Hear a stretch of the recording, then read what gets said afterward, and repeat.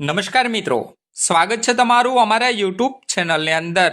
આજના વિડીયોમાં મિત્રો વાત કરવાના છે પંડિત દીનદયાળ આવાસ યોજના 2024 વિશે। મિત્રો, પંડિત દીનદયાળ આવાસ યોજના 2024 અંતર્ગત નવા વર્ષમાં ફોર્મ ભરાવાના ચાલુ થઈ ગયા છે। આ યોજના અંતર્ગત મિત્રો અરજદારને ₹1,70,000ની સહાય સીધી ખાતામાં જમા કરવામાં આવી રહી છે। આ યોજનાનો લાભ મિત્રો શહેરી તેમજ ગ્રામીણ વિસ્તારના તમામ અરજદારોને મળવા પાત્ર રહેશે।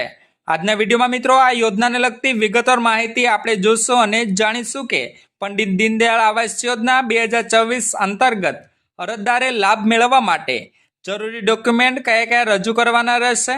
આ યોજનામાં મિત્રો કોણ અરજી કરી શકે, અરજી ક્યાં કરવાની રહેશે, વિગતવાર માહિતી વિડીયોમાં આપણે આગળ જોશું અને જાણીશું। તો મિત્રો ગુજરાતના તમામ અરજદારો જે આ યોજનામાં લાભ લેવા ઈચ્છતા હોય તે તમામ વિડીયોના ખાસ છેલ્લે સુધી બન્યા રહેજો। અને મિત્રો ચેનલ પર પણ નવા આવ્યા હોય તો વિડીયોને લાઈક કરી દેજો અને ચેનલને સબસ્ક્રાઇબ કરવાનું પણ ના ચૂકશો। તો મિત્રો સૌપ્રથમ તો વાત કરીએ કે પંડિત દીનદયાળ આવાસ યોજના 2024 અંતર્ગત અરજદારની પાત્રતાના માપદંડ શું રહેલા છે। તો મિત્રો અરજદારની આવક મર્યાદા ₹6 લાખ રાખવા ઠરાવેલ છે। એટલે કે મિત્રો જે અરજદારોની ₹6 લાખ જેટલી આવક મર્યાદા હશે એ અરજદારો આ યોજના માટે પાત્ર ગણવામાં આવશે। પરંતુ મિત્રો જે અરજદારોની ₹6 લાખ કરતા વધુ આવક મર્યાદા ધરાવે છે એ અરજદારો આ યોજના માટે પાત્ર ગણવામાં આવશે નહીં।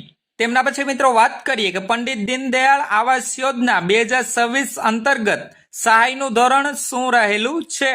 તો મિત્રો સામાજિક અને શૈક્ષણિક રીતે પછાત વર્ગ, આર્થિક પછાત વર્ગ, વિસરતી વિમુક્ત જાતિના ઘર વિહોણા ઈસમોને શહેરોમાં અને મિત્રો ગામડામાં વસવાટની મુશ્કેલીઓ દૂર કરવા માટે માલિકીનો પ્લોટ ધરાવતા ઈસમોને મકાન બાંધકામ માટે ગ્રામ્ય વિસ્તાર તેમજ મિત્રો શહેરી વિસ્તારમાં ₹1,70,000 આપવામાં આવે છે।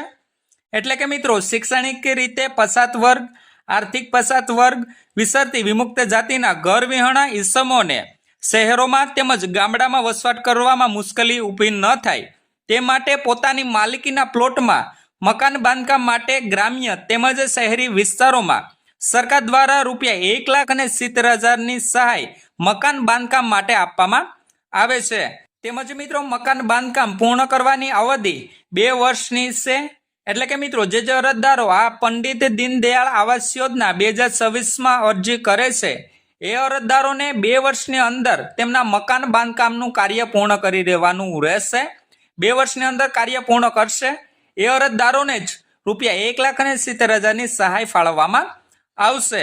ત્યાર પછી મિત્રો વાત કરીએ કે પંડિત દીનદયાળ આવાસ યોજના 2024 અંતર્ગત રજૂ કરવાના ડોક્યુમેન્ટ કયા કયા રહેશે।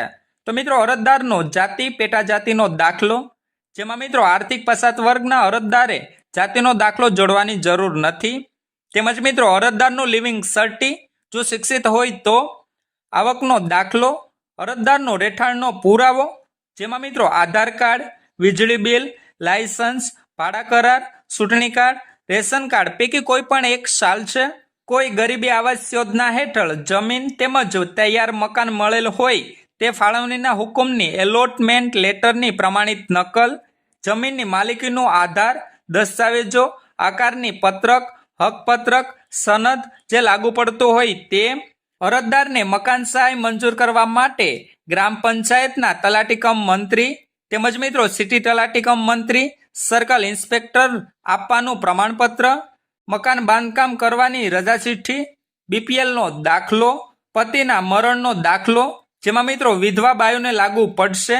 જે જમીન ઉપર મકાન બાંધકામ કરવાનું છે તે જમીનના ક્ષેત્રફળ જણાવતા ચતુર્દિશા દર્શાવતા નકશાની નકલ, જે મિત્રો તલાટી કમ મંત્રીશ્રીની સહી વાળું હોવું જોઈએ, પાસબુક અથવા તો મિત્રો કેન્સલ કરેલ ચેક અને અરજદારનો ફોટો। આ એટલા ડોક્યુમેન્ટ તમારે રજૂ કરવાના રહેશે પંડિત દીનદયાળ આવાસ યોજના 2024નો લાભ મેળવવા માટે। હવે મિત્રો છેલ્લે વાત કરીએ કે પંડિત દીનદયાળ આવાસ યોજના 2024 અંતર્ગત અરજી અરજદારોએ ક્યાંથી અને એમની વેબસાઇટ કઈ રહેલી છે અને કેવી રીતે કરવાની રહેશે। તો મિત્રો જે અરજદારો આ યોજનામાં લાભ લેવા ઈચ્છતા હોય એ અરજદારોએ ઓનલાઈન મોડથી આમાં અરજી કરવાની રહેશે। એમની ઓફિશિયલી વેબસાઇટનું નામ છે સમાજકલ્યાણ.gujarat.gov.in। આમની ઉપર જઈ અને અરજદારોએ આવેદન કરી દેવાનું રહેશે. તો મિત્રો બસ આ જ હતી પંડિત દીનદયાળ આવાસ યોજના 2024ની વિગતવાર માહિતી, જેમાં મિત્રો શહેરમાં તેમજ ગ્રામ્ય વિસ્તારમાં વસવાટ કરતા ગરીબી રેખા નીચે જીવતા અરજદારોને મકાન બાંધકામ માટે ₹1,70,000ની સહાય તેમના બેંક ખાતાની અંદર સીધી જમા કરવામાં આવે છે. એમાં મિત્રો અમુક નિયમ અને શરતો રહેલા છે, એમની વિગતવાર માહિતી આપણે મેળવી. આ યોજનાનો લાભ મિત્રો નવા વર્ષ અંતર્ગત નવા ફોર્મ ભરાવાનું શરૂ થઈ ગયું છે. તો જે અરજદારો આ યોજના માટે લાભ લેવા ઈચ્છતા હોય તે વહેલી તકે ફોર્મ ભરી શકશે. હાલ મિત્રો આમની અરજી કરવાની અંતિમ તારીખનો કંઈ ઉલ્લેખ કરવામાં આવ્યો નથી, પરંતુ મિત્રો જે અરજદારો આ યોજનામાં લાભ લેવા ઈચ્છતા હોય તે વહેલી તકે અરજી કરી અને આ યોજનાનો લાભ મેળવી શકશે.